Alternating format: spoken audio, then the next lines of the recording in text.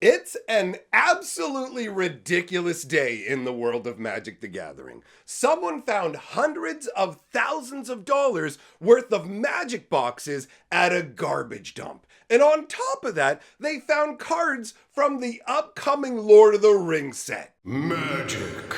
I am a wizard. History. I'm an old wizard. The magic historian. My bones hurt. Greetings, owners of fine luxury cardboard rectangles, my friends. I hope the day finds you well because we have an absolutely wild installment of Mega Magic News Mega Garbage Dump Edition. So, we have Lord of the Rings spoilers, which is already crazy, but the way they come to us is even crazier. Now, before we dive into that garbage, let's talk about this garbage. More Hot Pockets! Here we go. Here's Vivian. So that means we've got one more variation of Hot Pockets to see before I believe all 5 colors have been covered. Now, with that garbage out of the way, let's talk about what's going on with the Lord of the Rings garbage. So, we have card fragment spoilers to take a look at. I'm going to start out with Golem, all right? Now, you take a look at him, Gollum, depending on how you want to pronounce him, he looks absolutely right from the perspective of the novels, looking pretty sweet in terms of his concept there.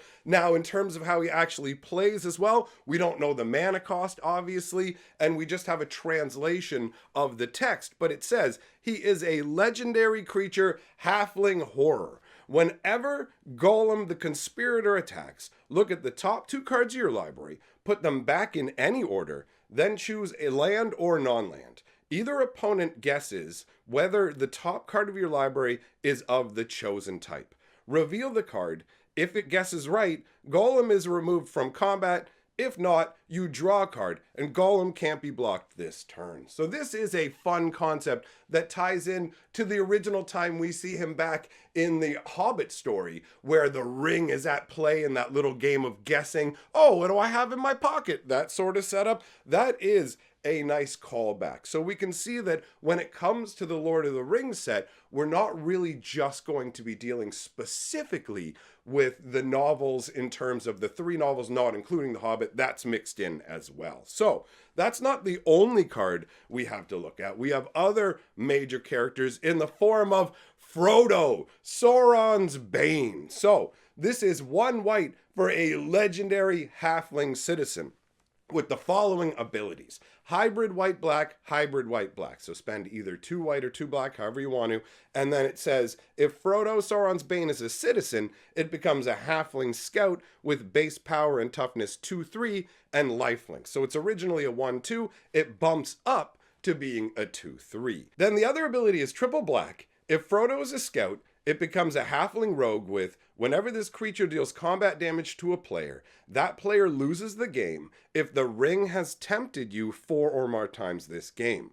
Otherwise, the ring tempts you. So the translation of this may be slightly off, but the concept behind this is pretty neat. You have the idea that Frodo is being tempted by the ring, and once you've been tempted enough by the ring, it's like he becomes a feral maniac, bloodthirsty. He just wants to take the ring and flee. Anybody who wants to stop him needs to get cut down. That kind of a vibe, which represents the corrupting nature of the ring. Obviously, it loses a little bit of that flavor in terms of the fact that he takes out your opponents and you still win with him being on your side, right? But it is a funky concept, and obviously from the wording of it, they intend you to be playing this inside a commander decks, right? Because obviously you have to hit players with him multiple times to get that tempting trigger going on. I don't know. It's only a little 2-3. I don't really know power level wise. I feel like the Lord of the Rings in terms of power is going to be all over the place. I expect there's going to be some big heavy hitters because they're introducing this set to Modern, but what we're seeing here, I don't know how this is going to play out. I don't know if there are other cards that makes the ring tempt you so you can amp this up so that you can actually take somebody out faster with it, but it is a very fun concept for a ring bearer. And so the next card we have to take a look at is the Arwen and Aragorn card. This is, I feel like for 6 mana, it ain't so hot here. Like, you're paying 1 white, 1 green, and 4. It's a 3/6 legendary human high elf with vigilance.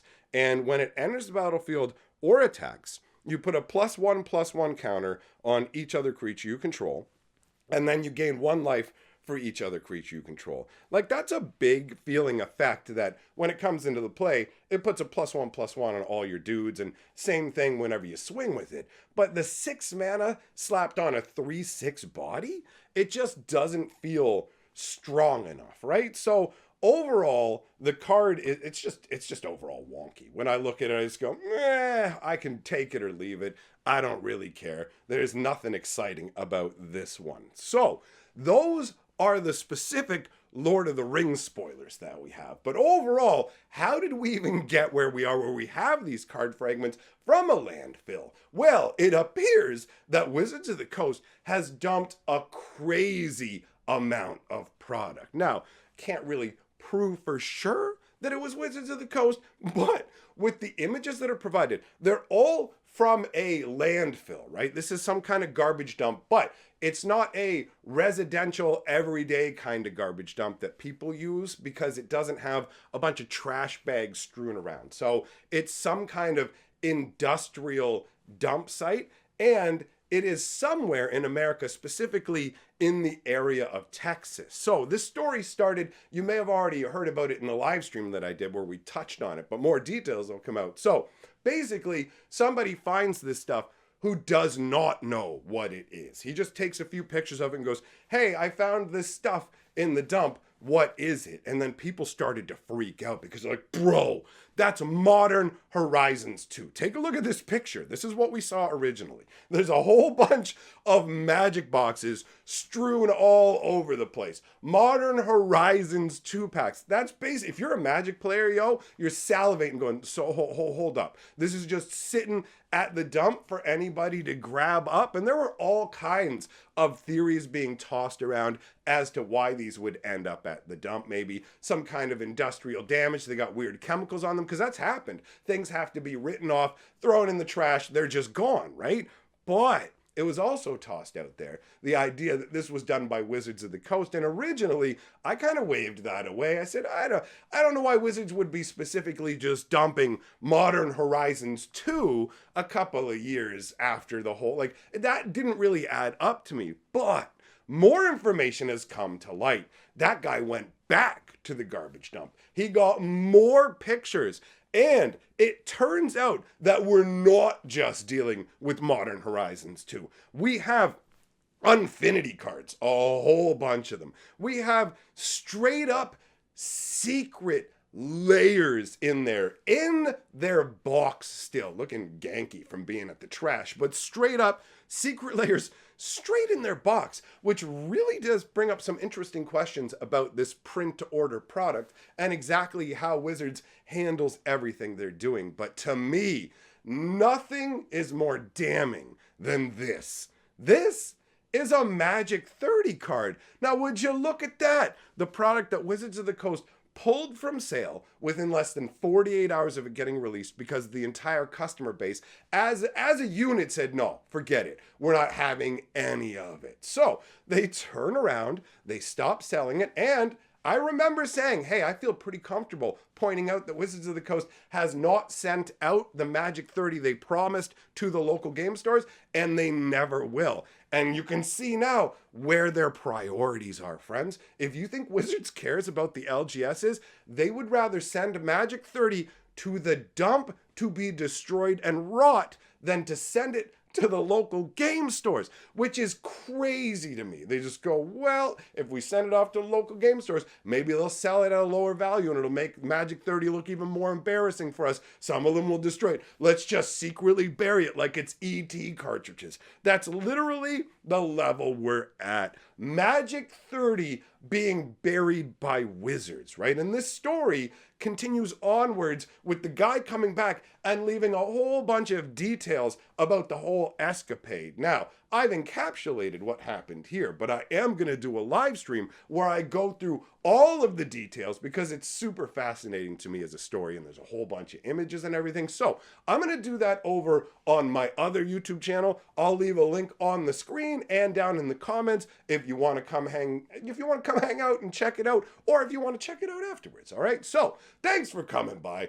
Big shout out to all my patrons. I will see you all, my friends, for the next video.